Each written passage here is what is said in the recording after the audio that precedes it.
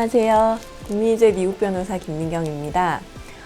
작년 12월 캘리포니아의 버링 리저널 센터가 미국 국토안보부를 상대로 미국 투자이민 투자금이 50만 불에서 90만 불로 인상된 2019년 11월 발효된 개정규칙이 미국의 행정절차법 APA에 어긋나는 임의적이고 자의적이라고 주장하며 소송을 제기하였습니다.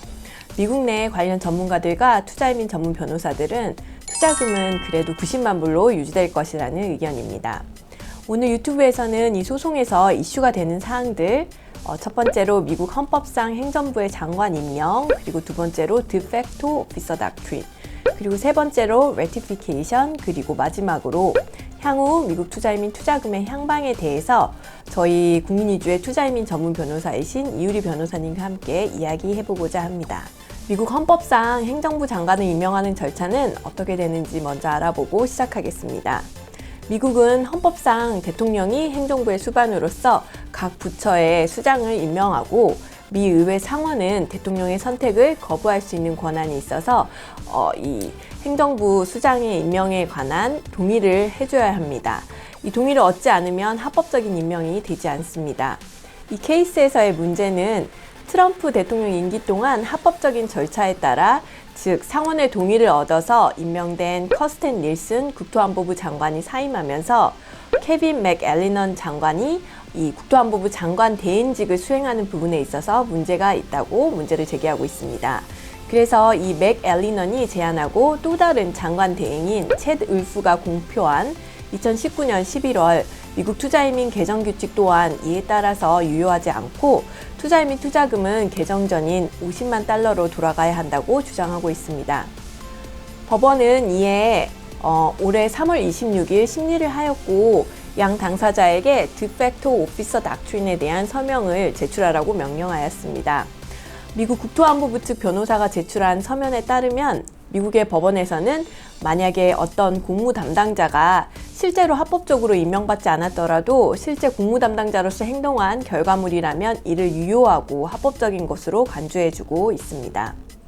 이 원칙은 오랫동안 영국과 미국 정부의 정당성 유지를 하기 위해서 적용되었고 기원을 찾아보자면 1871년에 영국 케이스인 State vs. Carroll 케이스에서 법원은 임명에 문제가 있는 공무 담당자는 권한은 없지만 그가 만든 서류는 유효하다는 판결을 내렸습니다.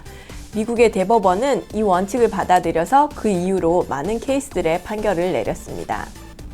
이 원칙은 법과 원칙의 기초와 정부의 안전성을 보호하고 공공의 일원이 어떤 공무 담당자 일을 할 때 그 공무 담당자가 합법적으로 임명되었다는 가정하에 임명에 대해서 의심하지 않고 일을 할 수 있게 하며 공무직을 수행하는 사람을 대할 때 있어서 생길 수 있는 선의의 피해자를 보호하고 있습니다.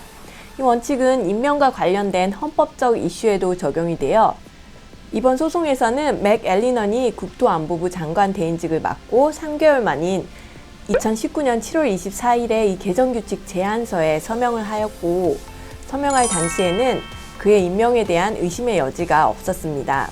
이후 1년 뒤 2020년 8월 14일 미국 회계감사원의 보고서가 나왔고 이 보고서에서는 맥앨리넌의 임명에 대해서 의문을 갖기 시작하였습니다.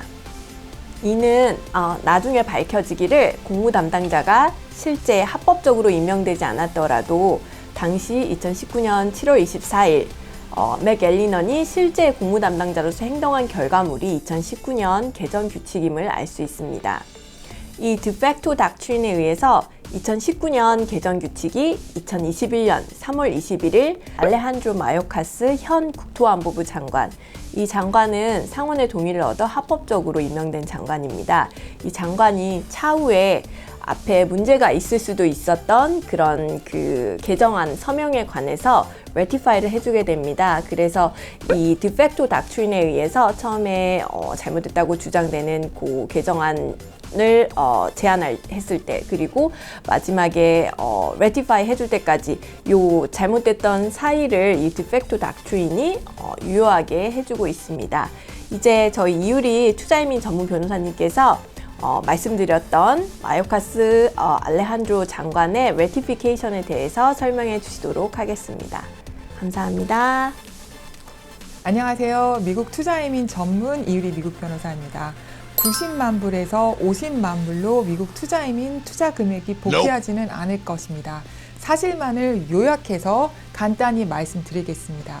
소송의 요지는 90만 불로 변경하는 서명을 정당한 권한이 있는 담당자가 하지 않아서 절차에 하자가 있으니 기존의 50만 불로 해달라는 것이었습니다. 법원에서는 원고가 요청한 대로 50만 불을 유지하라는 가처분을 거절했습니다. 대신에 담당 판사는 만약 이런 절차상의 하자를 인정할 경우에 미국 정부에 그 구제 방안을 제공하라고 요청을 했고, 미국 국토안보부 장관 알레한드로 마요카스는 국토안보부 장관의 이름으로 레터피케이션 올 31일에 법원에 제출을 했습니다. 레터피케이션을 간단히 말씀드리면 법률 행위의 결점을 나중에 보충하여서 완전하게 하는 사후 승인 내지는 동의를 말합니다. 추인서의 내용은 처음부터 미국 국토안보부 장관이 서명했던 것과 마찬가지의 법률 효과가 발생하게 됩니다. 지난 4월 6일과 7일 미국 투자이민 EB5의 가장 공신력 있는 비영리 단체인 IIUSA의 웨비나가 있었습니다. IIUS 웨비나에서 이 관련 내용을 다루었습니다. 담당 판사가 미국 국토안보부 국장이 승인한 내용을 확인했습니다. 때문에 더 이상 법률상의 쟁점이 사라졌습니다. 절차상의 하자를 그 위에 상위관청이 승인을 했기 때문에 재판은 더 이상 큰 의미가 없다는 것이 저희들의 결론입니다.